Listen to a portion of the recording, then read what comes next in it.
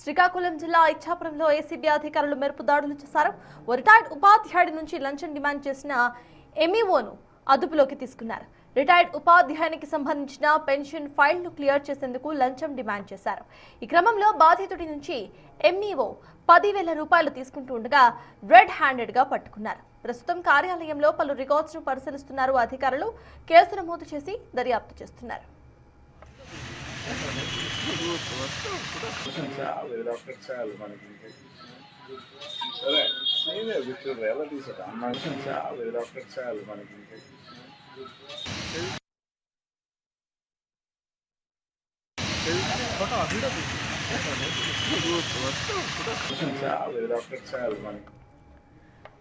శ్రీకాకుళం జిల్లా ఇచ్చాపురంలో ఏసీబీ అధికారులు మెరుపు దాడులు చేశారు.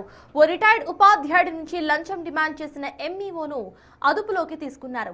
రిటైర్డ్ ఉపాధ్యాయునికి సంబంధించిన పెన్షన్ ఫైళ్లను క్లియర్ చేసేందుకు లంచం డిమాండ్ చేశారు.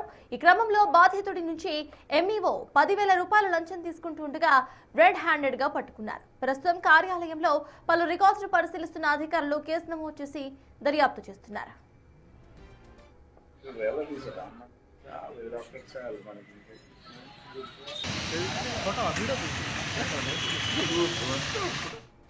ఇదే అంశంపై పూర్తి డీటెయిల్స్ మా ప్రతినిధి షణ్ముఖ్ అందిస్తారు. షణ్ముఖ్, చెప్పండి. రిటైర్డ్ ఉపాధ్యాయుడి నుంచి ఒక ఎంఈఓ లంచం డిమాండ్ చేసినట్టుగా తెలుస్తోంది. కేసుకు సంబంధించిన డీటెయిల్స్ ఏంటి షణ్ముఖ్?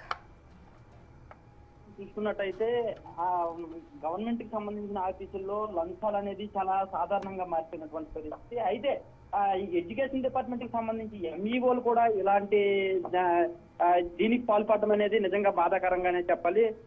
ఓ రిటైర్డ్ ఉపాధ్యాయుడికి సంబంధించినటువంటి పెన్షన్ సంబంధించినటువంటి ఫైల్ ను మూవ్ చేయడం కోసం, దాన్ని క్లియర్ చేయడం కోసం వాళ్ళు వెళ్ళే దీంట్లో వాళ్ళు ఇది అడిగినటువంటి పరిస్థితి. ఇక్కడ చూస్తున్నట్టయితే ఆ లంచం డిమాండ్ చేశారు. 10,000 రూపాయలు లంచం ఇస్తేనే ఆ ఫైల్ క్లియర్ చేస్తామని చెప్పినటువంటి పరిస్థితి.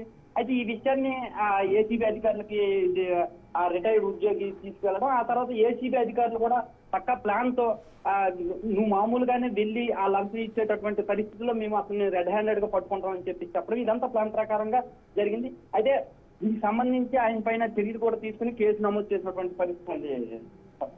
Thank you Shanmukh.